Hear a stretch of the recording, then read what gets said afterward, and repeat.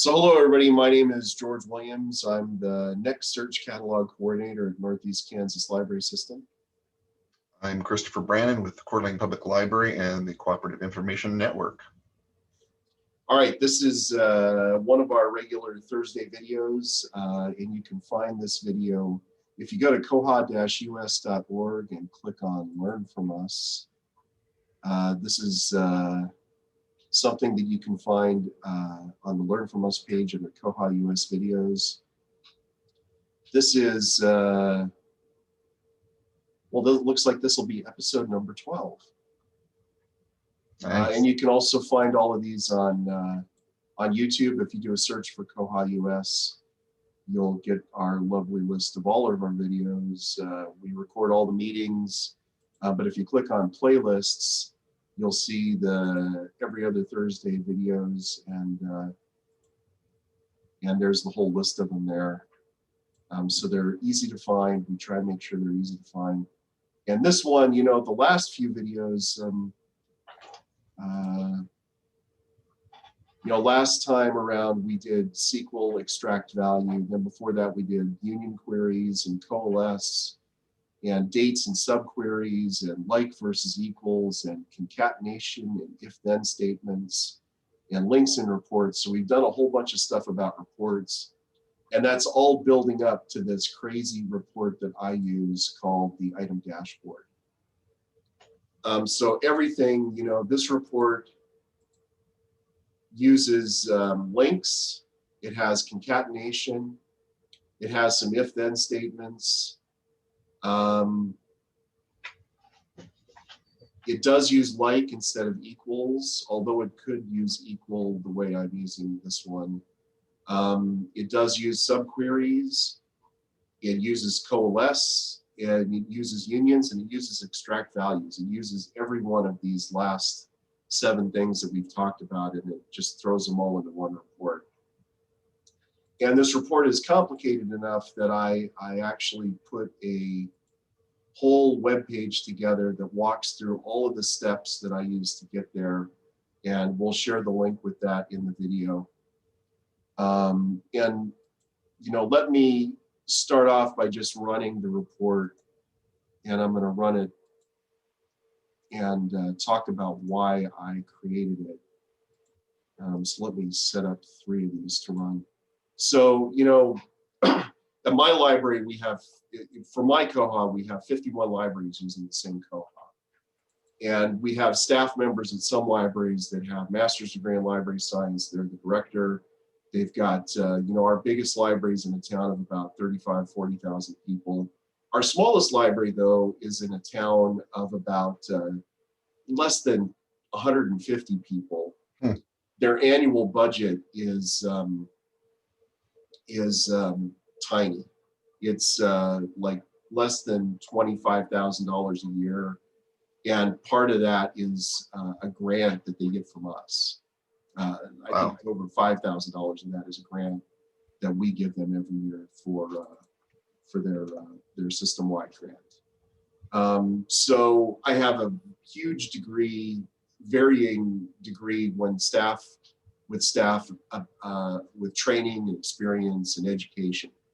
So I get all kinds of questions about items and about patrons, where people will just call me up or send me an email that says, I have a problem with this item, or I scan this barcode and nothing comes up. And so I can answer a lot of those questions by, you know, I can scan the item and try and find it just doing the normal search, or I can run a report to see if it's in the deleted items table. There's a whole bunch of different reports I can run to see, you know, is this thing in transit from one place to another? Has it been bouncing around from library to library because it's getting misrouted? There's all kinds of things I can do with it with just a barcode number. But if what I wanted, though, is, you know, to find all those reports, I've got to go searching usually. Yep. So somebody calls in and they said this barcode number doesn't work right, or there's a problem with this item. There's like 20 different places I can go to find out information about it. And I wanted one place where I can just plug in a barcode number and get a result. So This report, if I plug in a barcode number for an item that's currently in the catalog, I get a result. And it's not the fastest report in the world because it's doing a lot of things. Right. But what I wanted is, if I were to go to the item record or the bibliographic record, I would get all this information, but here I have it in a way that I can just I can highlight what I want and cut and paste that into an email to respond to an email from a patron, from a staff member. And it's got everything I need here. I've got the home library, the current library, the permanent location, current location, item type, collection code, call number, author, title, and barcode number. And it's all in one place. And to get all that, if I were to go to the bibliographic record, I would have to, part of it's over here, part of it's down here in the table. And so there's a lot of cutting, pasting, and chopping things together. This way I get exactly what I want in exactly the format I want every single time. Nice. And it also tells me what's the checkout history. When was it added? When was it last seen? When was the last time what's the date stamp? The last time the item record was modified.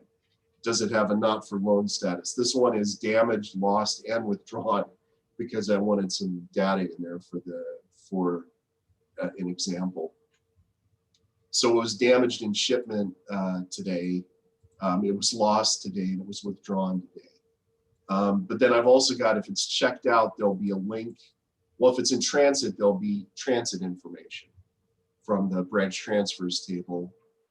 If it's checked out, if I scan an item that's checked out, there'll be a link here that will take me to the borrower record. If I click on this link, it'll open the bibliographic record in a new window. If I click on this one, it'll open the item record in a new window. And then I've got, whoops, I accidentally closed it. Undo close. And then I've got, this actually goes out to other reports. So if I want the item circulation history, I've got a report that does that I can just click on this and it'll take me right to that report. And the same with the action logs, the in-transit history, the request history, if it was a title level request or if it was a item level request. So I get all those things in one place. So if somebody calls me and gives me a barcode number, I don't have to go hunt for reports. I've just got them all right there. And then if I use this on if I scan in the same report, if I scan, if I enter a barcode number and the item has been deleted, that also gets me a result. And I've got this banner at the top that says it's been deleted.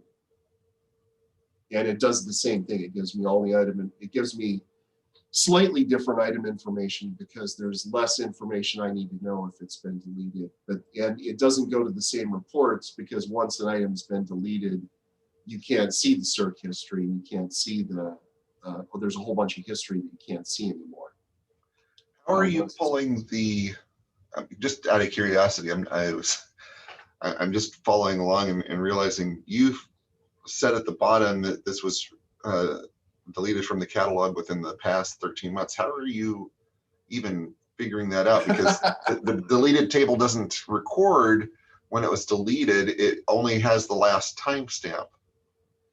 The reason I know it was deleted in the last 13 months is we have a script running on our server that once an item has been in deleted items for more than 13 months, it's removed from the deleted items table. Okay. So if it's not in, this won't look for things that are not in the deleted items table or the items table. So I know this was in the last 13 months because it's still there. There's still data there. And I picked this barcode number out specifically because I knew it was still there. I went on a hunt. A couple of weeks ago, we talked about, we did another one where I used a different barcode number, and I was going to use that same barcode number today, but it was deleted more than 13 months ago. It's not there anymore. Okay. And then the third one I've got here, one of the things, let me run this and go back to this first one. This one, it does have a link to the bibliographic record because the item record has been deleted, but the biblio record has not yet been deleted. So I've got a link that goes to the biblio record. For this other one that I just scanned, the item record has been deleted and the biblio record is also deleted. So it's not going to have that link there because there's nothing to go to in Koha. Instead, it's taking a long time to run here. I think I might have screwed that one up. I'm gonna kill that window. Let me run it again.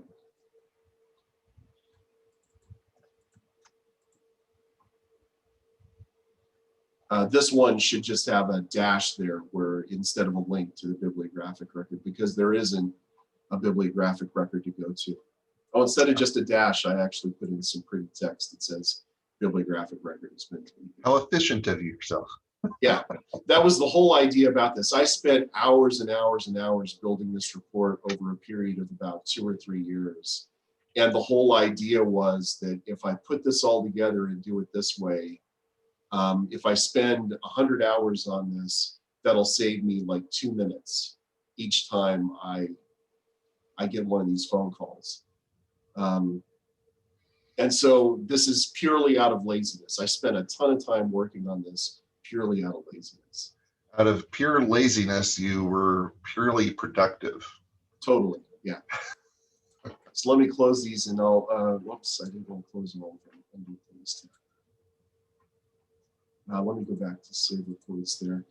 But this is what the, if you go to the website that I created for item dashboard report, this first block here is the report as finished. It's as you just saw it executed. Wow. And it's 382 lines long. But that being said, you know, you could go and plug this into your system, but it's not going to work because it's not going to completely work, because in order for it to work, you have to have the reports that I link out to, and they have to have the same report numbers. And so what I thought I would do today is just walk through the steps, and that's what I've got on the website. And the first thing I say after that is, yes, I know it's a big report. There's a lot going on here. Yep. And so I've got each step laid out how I got to this point. And so the first step, I'll run that in a new window. What I did, you know, to start this process is I've just got a report that is looking purely at item data. That was the first thing I did in the process of creating this, is I just have a, no, I must have run that wrong. I just have a report that's only looking at items, the items table. And it's not concatenating anything, so I'm getting everything, all of this data that I'm interested in, it's being presented as a long table. Just the raw data. This is just the raw data. And so this is usually the way I build a report. Is the first thing I want to do is I want to figure out what's the raw data I need. And then I start doing things to clean it up. And so I think in step 2, the first thing that I'm interested in doing, you know, if we look at this raw data, I've got item types and collection codes and permanent location and regular location. They're all just the codes. And the same is true for not for loan damaged, item lost, and withdrawn. Right. Those are just the codes. And so since I want this to be useful for me so that I can quickly communicate to staff what's going on. And since some of those staff, you know, what staff member is going to know that damage 2 means that the item has a loss status, or withdrawn 1 means discard, or that I think damage 2 actually is damaged in shipment. So the next thing I do in this list of steps is I've just got one example of with one subquery. And so this is what this report looks like. Right now I've got collection code is the actual code. And this turns the collection code by using a subquery instead of the collection code, I can get the collection code description. And so the second step, I'm just showing how to do that with one subquery. And I even wrote out, what the subquery looks like. So I've got the next report you can run there.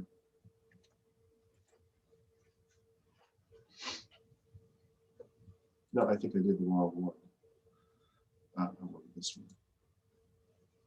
So what the subquery is doing is it's just generating a list of all of the collection codes, and I've got their authorized value in this column and their description in the other column. And so essentially what I'm doing is I'm saying every time that it sees prof call, it's going to replace it with professional collection. Okay. And so that's what gets us, professional collection instead of the code. And the collection codes aren't really horrible. I do have one called XXX that is not pornography. It's just unclassified. Sure. So in the next step, I've got, I show what it looks like when all of these things have all of those authorized values, all of those codes. What this next step does is it shows all of them as a description instead of as codes. So damaged in shipment, lost and withdrawn instead of 1 or 2, 1 and 5 or whatever it is.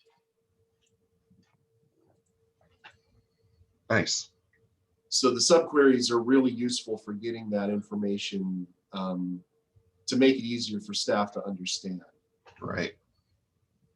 So another thing that I want to do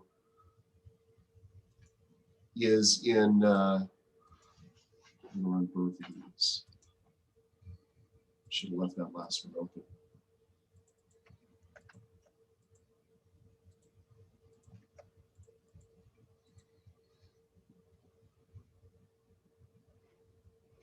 So up to now, I've been putting the status and the status date in 2 separate columns. And so the next thing I do is I concatenate them together. So we've got damaged in shipment and the date, and lost and the date, and withdrawn and the date. Okay. That way, I'm starting to do things to make it look nicer.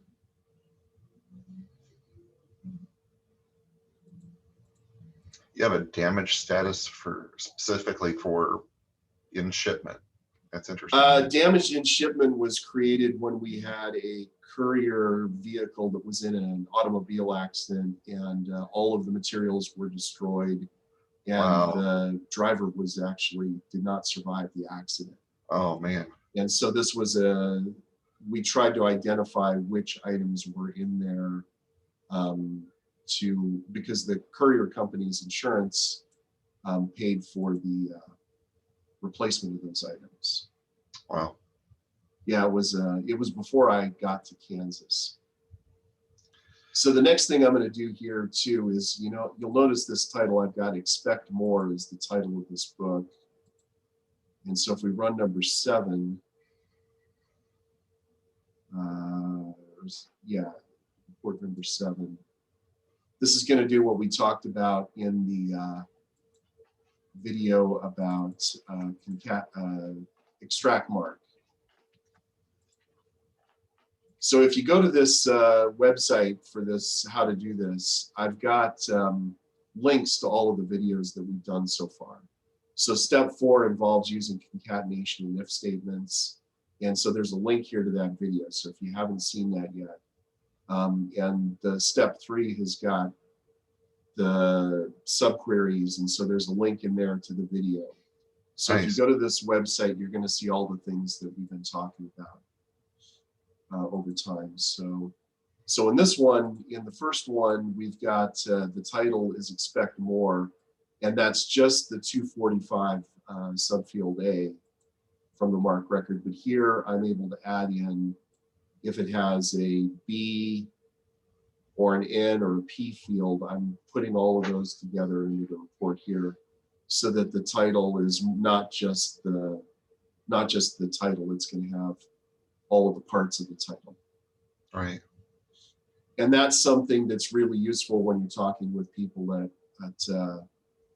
staff members, is because, you know, if you've got things like Dog Day or Diary of a Wimpy Kid, there's like 10 books and the title is all Diary of a Wimpy Kid. And then the subtitle is where you find it on the shelf. Because if you just see Diary of a Wimpy Kid and you go out to the shelf, it could be any one of like 20 books in some libraries. Yeah. So the next thing I wanted to do with this report is get some information about about when an item is checked out. You know, some of these items, when people call and ask about them, one of the issues is that the item will be checked out. And so what I want is a link. If the item is checked out, I want there to be a link to the borrower's record. This item isn't checked out, and I'm not going to check it out because I don't want to get into sharing confidential information. But the way we're doing that is up to now, we've just been looking at items, biblios, and biblio metadata. And so this is something that we didn't really cover. It's a concatenation, but it's a concatenation. Well, no, we did talk about this. Excuse me. There's a lot going on in this report and it's hard to keep it straight.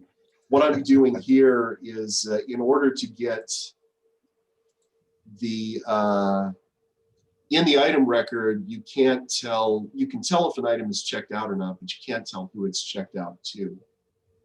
And so this part of the report involves doing a subquery that looks for the item number in the issues table. Because if an item is checked out, the item number is going to be in the issues table. And if it is in the issues table, then that's where you're going to find the borrower number. Right. So this part of the report takes a subquery that looks at the issues table, and it connects that where the issues item number equals the item number. And then up here, I'm concatenating that borrower number from the issues table into a link, so that if it is checked out, it's going to take us there. But then I'm also doing an if-then statement, because I want this to say, if it's checked out, if it's not checked out, just give me a dash. But if it is checked out, then give me the link. Okay. So that's the next step here. And this is number 8, so number 9. And then the other thing that, you know, we just talked a bit about transfer issues. If an item is in transit from one library to another, there's a lot of things that can go wrong, like drivers having accidents. We've had an issue lately where somebody has been taking their courier materials to the post office. And for whatever reason, they seem to always end up in Indianapolis. And then they get shipped back to Lawrence, Kansas, and we have to go pick them up at the post office.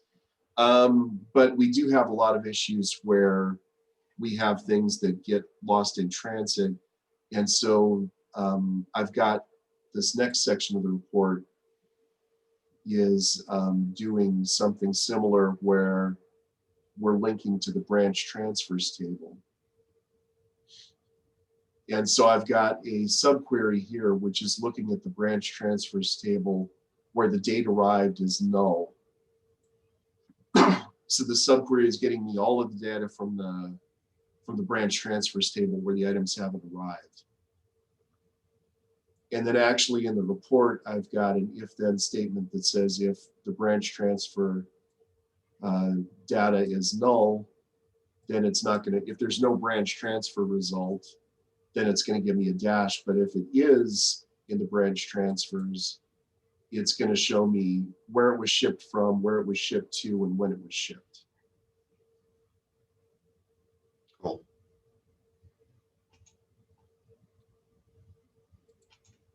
And I know, you know, in order to get it all looking nice, where we have all those labels that say item library, home library, current library, shelving location, all those labels that I've got in that report, that's what this next one does.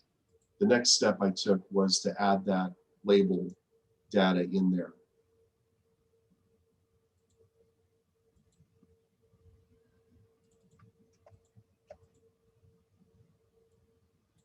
And so this first one, I'm just showing one label. So what I'm doing here is I've got that link to the borrower account.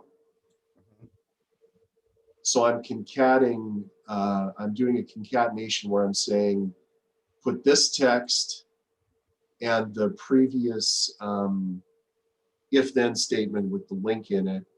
And so essentially what I'm saying is that whenever I have that link to the borrower, if there is a link to the borrower there, it's going to have a piece of text in front of it that says link to the borrower. Okay. And I know I'm going to need a bunch of those. And I think the next step is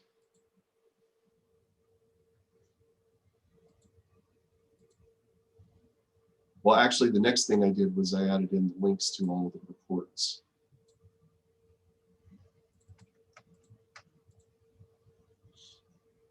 So this is something that, this is the part that we hadn't really talked about before. We had talked about how to create links to pages in Koha, but these links actually go to reports. Yeah, I just did that the other day, and way to squash that, because I was going to say, hey, let's talk about that in a future video. But well, but since no, we hadn't, it was really cool.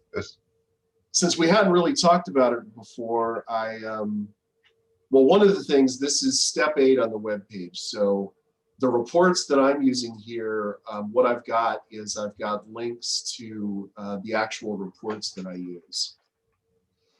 So if you go to the website, there's a link to all of the reports that I use. And I kind of walk through this a little bit. And generally the way, you know, if we want to, if I click on this and go to the action log history, so what this is doing, what this link is doing is we already have the item ID number, the item number from the items table. Yeah. And so what we're doing here is we're concatenating, let me find specifically this one. So after, when you run a report, up here in the URL, you can take the parts of the report. You know, you can take this URL and put it in another browser and log into Koha and enter that URL, and it's going to run the report. Yep. And so all we have to do is concatenate in everything from the slash before the CGI bin up to the place where you want the parameter. And in this case, the parameter is the item number. Yep. And then So I have to make usually sure it matches the report that you're working with. Yeah, you have to make sure that whatever you're calling the item number field in the report, that's what you use in here. And then I usually concatenate in also this target equals blank, so that when I click on that, it's going to open in a new tab. I stumbled across this the other day. I had somebody asking, they had this report and they wanted more details about something in a report. And I thought, well, okay, I can add that information, but not everybody's going to want to see that information in the report. And I thought I could duplicate this report, but I thought, why not just create a link to that information for that specific item? I thought I hadn't done that before. I can link to that and I can include that parameter so it goes to that item and expands on that information. So it's kind of like a report drill down. It's really nice. Yeah, it's really cool. And I've been using it in this report, in my dashboard report for a long time. So it's great because you don't have to overbloat your report. You don't have to put too much information in a single report. If somebody wants more information on a specific section, you have a report for that kind of thing and you link right into it. It's an elegant solution. Yeah, well, in this case, there's a possibility I want to look at the item circ history. There's a possibility I might want to see the history in the action logs. I might want to see the in-transit history. I might want to see the request history. And that's so much to put in one report. It might not even run if I were to actually try to load that all directly into the report. It would probably fail. So this way, my goal was to have like a one-stop shop to put a barcode number into a report, get a result, and then from there I can go out and find all those other things that I have to look for regularly. So for me, doing it that way, I mean, it does exactly what you say. It keeps the report from getting so bloated that there's too much data in the report. But it makes it easy to find all that data if you want it. Yeah. So that was specifically talking about how to link to a report. It wasn't something we talked about when we did the concatenation episode, but that's all it is. You're just concatenating in the report's URL.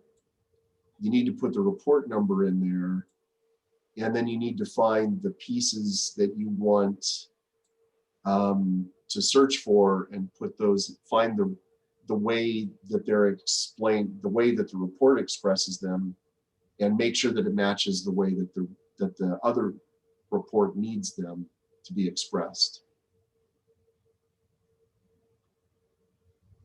So that, I believe, was step 8.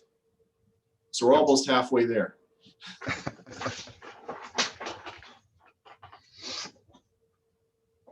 Let's see, that one we're done with. This one is report number 11. So let's run report number 12. So this is the report where I add labels to everything. So I did one early on that was a sample label. This one adds labels to everything I'm doing here. So I've got, the home library : current library : permanent location : so that eventually when I plug this all so that it's just that one easy layout, I've got all of the things are labeled as to what they are. And this is, a lot of concatenation because I'm concatenating this string home library up against items home branch and current library up against items holding branch. Yeah. And for title, since I've got the biblio metadata here,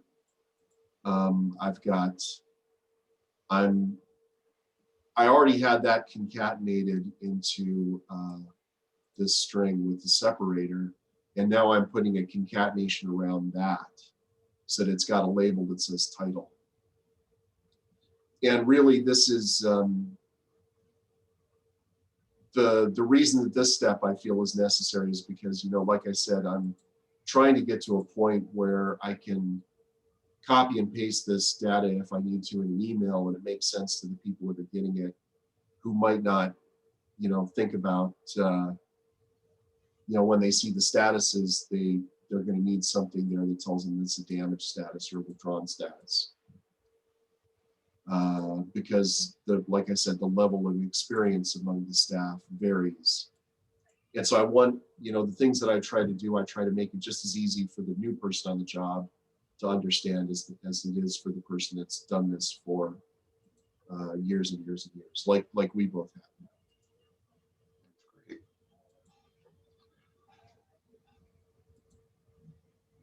And then finally, well, made a mistake. Didn't get the barcode number in there. That would be a bad result. Finally, the next step is, now I'm going to concatenate everything so that it comes out in one cell. So essentially what I'm doing there is I'm wrapping a concatenate with separator around every field that I had in this report, or every field that we have in this report. I'm wrapping a concatenate with separator around it.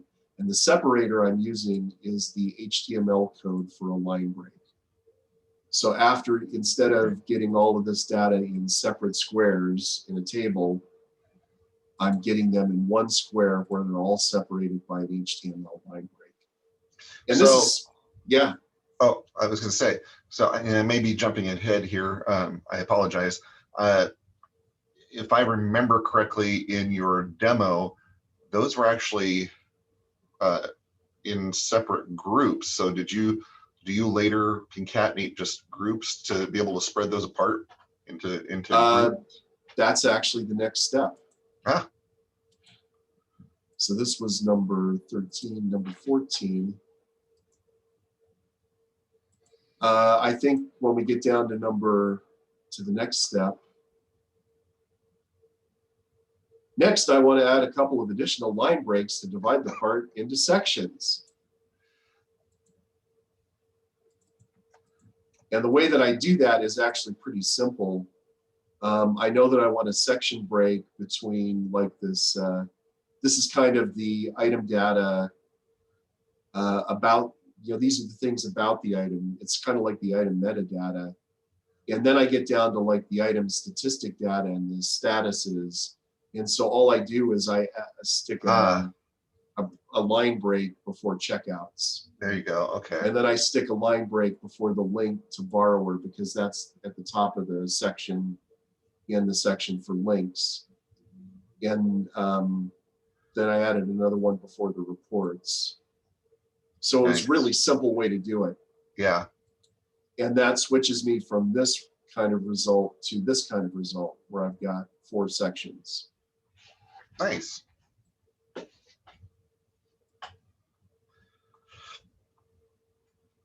And I threw some screenshots in there so people can get an idea of what's going on. And so then the next thing I wanted to do, there are some libraries that I tell them how to run this. I point out this report to them and I show them how to run it. And so that means I'm not the only one that's running this report.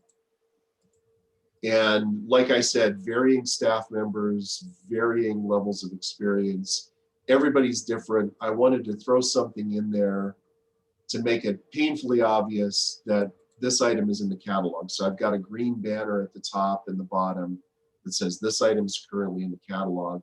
If the item is deleted, you've already seen there's a red banner on the deleted items. And the way that I do that is I just add another piece of HTML here that says this item is currently in the catalog. And I've got all the HTML there to, I've got the color of the text is white, the background color is this color green. I've got it aligned in the center and I've got the text I want. And I've just got that copied at the beginning and at the end. And at the end, I put a line break in front of it so it stands away from the rest of the text. With all that you've done on this report, even at this point, I'm very disappointed that you have not included any sound in the results.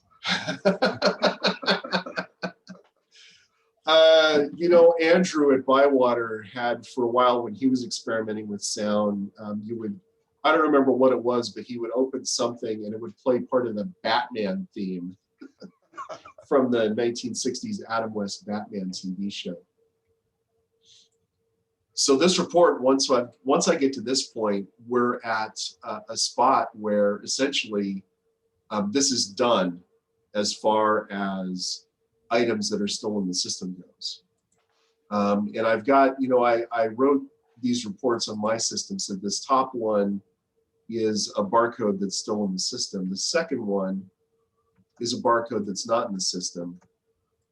And so if I run this barcode, I'm going to get no result. Because so far, we're only looking at items. We're not doing anything to look for deleted items. So this report, as much as I've done so far with it, this report still didn't get me everything I wanted. So that's where I start to, in the website that I've got here, I call this is the intermission. This report is half done. Yeah. Because what I want next is I want something where I can plug in a deleted item and get a result also. So that's what the rest of this does. This is the section that goes through and looks for deleted items. And I did it almost exactly the same way that I did the other one, where I start off with, this is getting the basic data just from the deleted items table. So here I've got the data laid out in a table like we did before. I go through these next steps a lot quicker in the website, and I'll go through them a lot quicker here. So that's the data with the table. The next step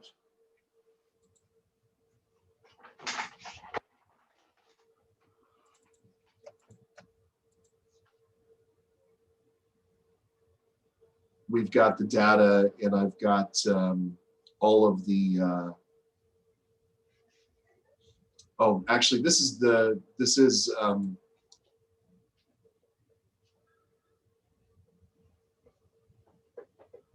so right here with this step 13, I'm looking at deleted items, and I'm looking at biblio-author and biblio-title.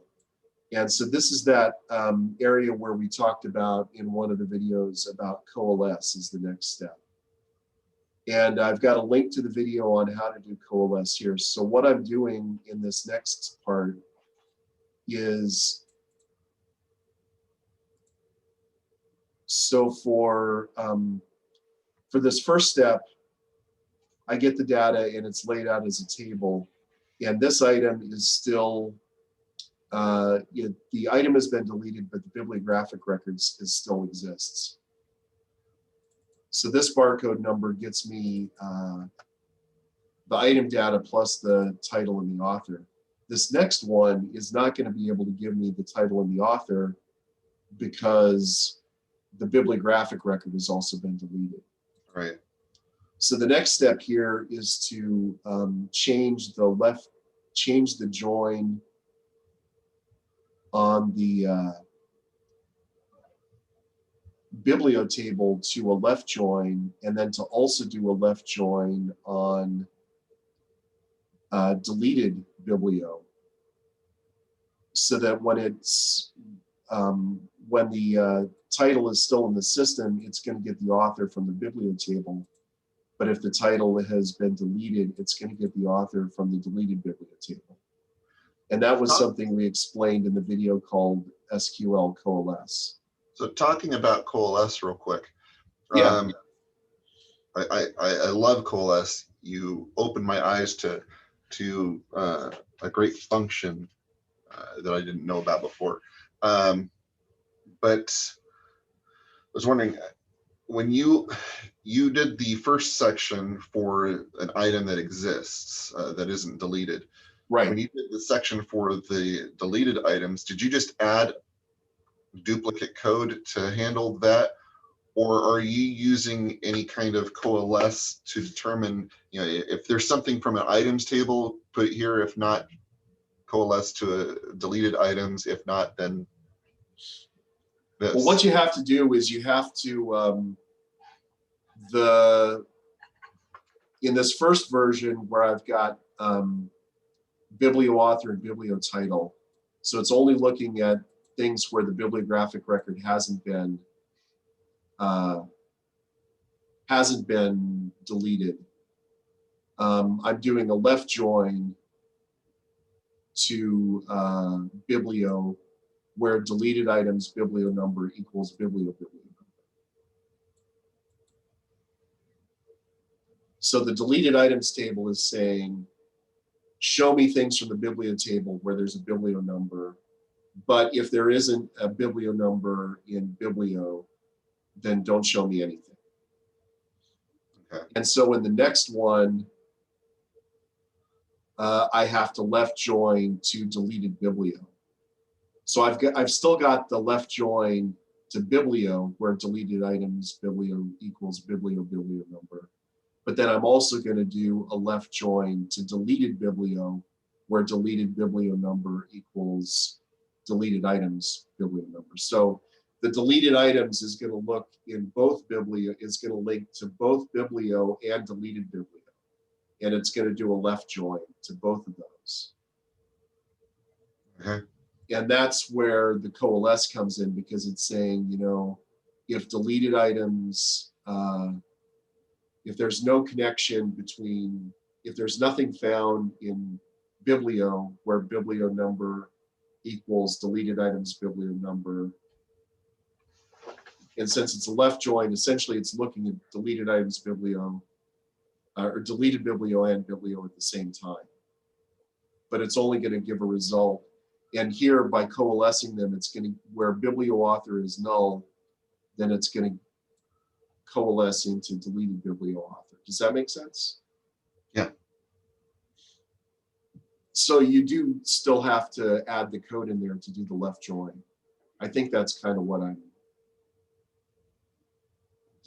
Does that answer your question? Yeah. Yeah. Okay.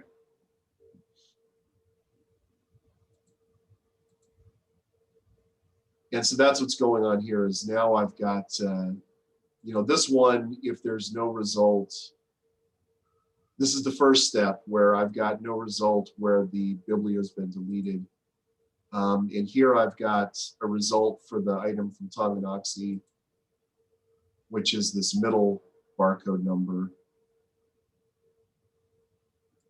But I'm also going to get a result from the second one. And this is the one where I don't get a result here. Well, I'm not getting a result here now either. Okay, well, as we were recording this video, we found a problem with things dealing with the coalesce in step 13, I believe. And so I'm going to figure out exactly what's wrong. And by the time this video is on the website, is on YouTube, we'll have I'll have the website updated, so it's got the working version of the code on the website. And for now, we're just going to proceed with, we're only going to use the first and the second barcode numbers in the examples, so I can figure out exactly what broke. Does that sound good, Christopher? Sounds good. All right. So we were at, I believe we were at step 17, and we're moving on to step 8, or report number 18, which is adding the links. So in this case, with the, let me run this with the second barcode number. There are a lot fewer reports and links in this, in the parts that for the deleted items. And that's because most of those reports, like the items request history and the in-transit history and all of those things, once the item's been deleted, all that data is gone. Yeah. There's no way you can run a branch transfers report on an item that's been deleted, because when you delete the item, it kills all that data in the branch transfer state. So the only thing I've got going on here is that if the bibliographic record has not been deleted, there'll be a link out to the biblio in the report.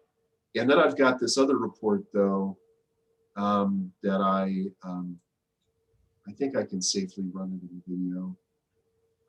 What this report does is it looks at the account lines table, and anytime it finds that barcode number in an account line note or an account line description, it'll give you a result. That's become slightly less useful in Koha because it used to be that when something was, all of that data about an item was saved in the description field in the account lines, but now it's being chopped up and saved into separate columns. Hmm. And so it used to be that when an item was deleted, if it had a fine on it, there would still be a record of that barcode number in the description field on the account lines. Now, since that barcode number is stored in a separate column in account lines, it's another one of those things that when the item gets deleted, it'll take that data out of the account lines table. So it's harder to search for old fees, for fees on deleted items in the account lines table. I've actually asked for a spec on a development, a quote on a development that would allow us to have like a YAML style system preference that would tell Koha what data about an item would be saved in the description field when fines and fees are created. Yeah. That way we could have barcode number be something that is saved. That would be helpful. Yeah, it would. It would have a way for that information to persist after the item is deleted. But I still have that there because that's one of the things that this report gets used for. It's still useful for things that have that still have the barcode number in the items or description or notes. So that's the only report that this one links out to. The only separate report that this links out to is my fines and fees history one.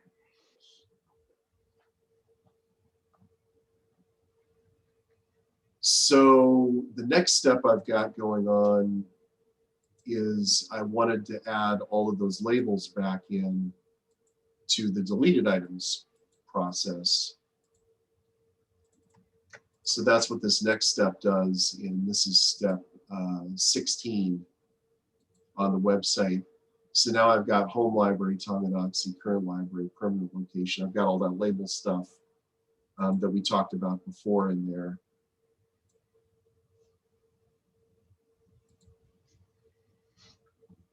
And the next part, since I already explained it in the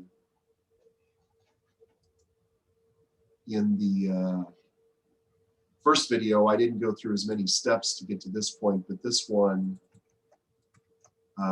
step 17, is the part where we finally get all of this stuff into one table, into one cell.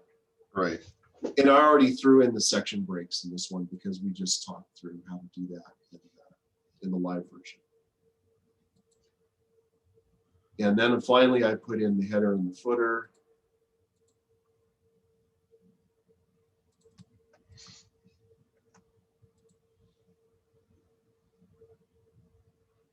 So we've got that big red banner when the item's been deleted. But still we're at a point where if I run this and I've got an item that's still in, that's still active, this is another case where I get 0 results. So I still don't have one report that I can put either of these in. And that's where we get to the next section. That's the header and footer. Step 19 talks about the way that we put all these together is with a union. And we talked about that in a video, and there's a link to the video here. And so essentially what I've got is I've got two reports. They each have one column. They've just, they're just going to return one cell essentially. And so everything in this first report down to here is the live. If the item is live, that's what this top report is for. And then in the middle, I've got this union, and everything from the deleted items table, that's everything from here down. And Wow. the way that they both know what the barcode number is Koha will do this. If you have enter item barcode number in double angle brackets, if you have that at two places in one report and they're both spelled exactly the same, Yep. I can put that here in this report in the top half, and this down here in the second half, and Koha knows when they're spelled exactly the same that it's going to look for that data in both places instead of, before this you had to either use some really convoluted variable stuff that involved not just the variable, but it also involved, I forget what the command was. It wasn't concatenate, it wasn't coalesce, it was another thing that struck, collate.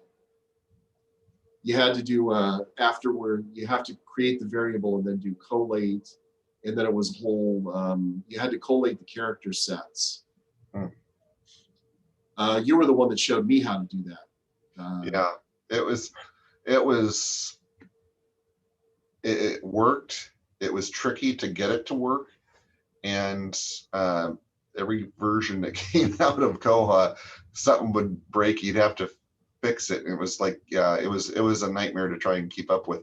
This was probably one of the single most important updates they did to reports. Was yeah, doing this so you don't have to enter the same information twice, and you don't have to mess with variables. Right. I still have some reports that use them because they're old reports and they still work. But I do remember that when they added when they added emojis to Koha, that was when the character set changed, and you had to go in and redo all of those collate statements. And then there was another. It's like there were a couple of different updates to the character set, and so you had to collate with a different character set than before. But adding this in made it, making it so that when you do have the double angle brackets and everything in between them is spelled exactly the same, and it recognizes that that's the same variable.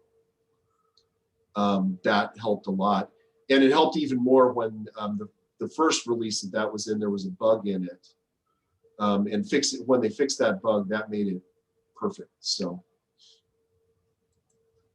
So that is the final step, is adding in that union. And it does exactly like what I said it does now. If you put in an active barcode number, you'll get a result. And it's going to say the item is currently in the catalog. And if a staff member plugs in a barcode number that's been deleted and is still in the deleted items table, they get a result, and it's just going to say, instead of it's still in there, it's going to say it's been deleted. It is a beautiful thing. Yeah, and it saved me a lot of time. I'm probably closing in on the point where it saved me as much time as the time it took to actually create the report. Maybe another year. In another year, I'm sure it'll be that far along, because I use this all the time. If you notice up here on my bookmarks toolbar, there it is right there. I use this thing probably at least 3 or 4 times a day. Nice. Because all I got to do is plug a barcode number in there and I get a result. And the result tells me everything I need to know about an item, and it makes it easy to find all of that stuff in one place. And if I need to send this data in an email, this is a lot easier to cut and paste into an email than this is. Yes. Because if I want to get the same data out of here, I've got to get this and this and then I've got to get this and this and this and this. And there's just a ton of stuff to do to get that into an email. But right here, I've got it, everything I need right there. So this is a wonderful report, and I would not be surprised if at some point down in Koha history, it just becomes an integrated part of Koha, because I mean, it's phenomenal what it does. well, cool. I'm glad you like it. Yeah. Yeah, Once I get that issue fixed and I update the web pages, then it'll be even better. Then it'll do what it's supposed to do. I've got to have like something off in there because it normally works correctly. I think it's fantastic. It's put together well. It is very elegant. So you've done a tremendous job there, and a lot of people can use this. The one thing I would say again, if you go the reports that I link to, all of the reports that I use are available. If I can find the right spot. Yeah, all of this, click for report, click here for these reports. This will take you to the GitHub site that I use. All of the SQL that we use at Nichols.